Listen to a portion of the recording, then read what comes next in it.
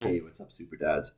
So, I'm going to give you hopefully a quick hit today about one strategy you can use to deal with cravings and eating, overeating, and that sort of stuff. And hopefully, it'll help you around the holiday season when I know a lot of us are eating a little bit more and a little bit less, a little bit more guiltily than we normally do. Okay. And it doesn't actually involve fighting your cravings, it doesn't involve eating any better than you are already.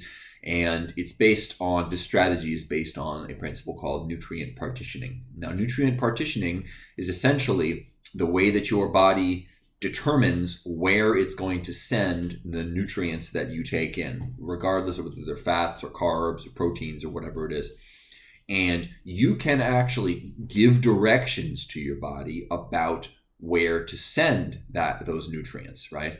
And the best way to do that is through, high intensity resistance or strength training. Okay, because what you're doing in that case when you engage in high intensity strength training is you're taxing your muscles, you're exhausting them to the point where your body realizes that an adaptation towards strength and increased muscle is required if it's going to be able to thrive and survive in the environment in which it finds itself. And so by stressing your body in that way, the result is that your body goes, oh crap, next time we get some nutrition, next time we get some calories, we need to send those towards rebuilding and building new muscle, right? And so let's say you train super hard, super intense, and then you go and have kind of a cheat meal. And this is one of the reasons why cheat meals actually work, is because if you're training intensely enough, your body's going to take a much larger proportion of those calories and it's going to send it to your muscles. And only after your muscles have been refilled with refilled their fuel stores, which is called glycogen, okay, only after it's gotten the amount of nutrition that it can take at a given time in order to rebuild and build new muscle, only then does the remainder of what you've eaten start going to things like fat stores, right?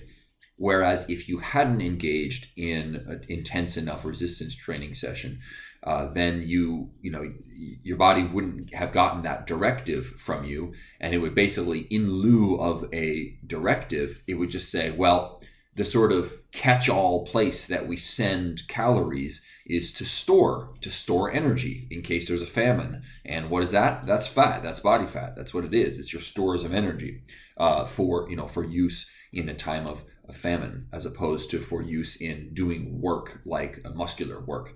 Okay, so basically, just by engaging in muscular training at an intense enough level, you're rewriting the blueprint for how your body partitions the nutrition that you give it, and you can make junk food become muscle food if your training is on point. And that's one way to sort of short circuit problems that you have with cravings. It's another reason why, in my opinion, and in the opinion of many people, resistance training, strength training is superior for making body changes, for losing fat, superior to traditional what we might think of as cardio exercises, because cardio doesn't have the same nutrition partitioning effect on your body, because you aren't stressing your muscles sufficiently. You aren't depleting their energy stores enough that your body says, we better send up as much as we can to building and rebuilding the muscle that we need to engage in this sort of work. I mean, yes, it stresses your cardiovascular system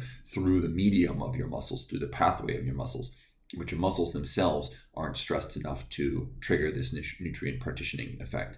And so, you go for a long run or something like that, and then afterwards you eat a bunch to restore yourself, to recover, and those calories don't go to building muscle necessarily, or quite as much as they would otherwise, and instead they go to replenishing fat, which is the store of energy that you use when you're engaging in traditional cardio style exercise. Okay, so I hope that helps. One way you can use this is over the holidays. If you know that you've got a big family dinner or something coming up, if you know that you're really going to be splurging a couple of these days, in the morning preceding that meal or earlier on in the day preceding that meal, you can hit a training session real hard. There are plenty of workouts available in this group Okay, or you can check out my YouTube channels, In Between Ideas, or I believe Project Super Dad has a couple workouts on it as well. And if you need some ideas for really time efficient ways to get in an intense, high intensity resistance training session,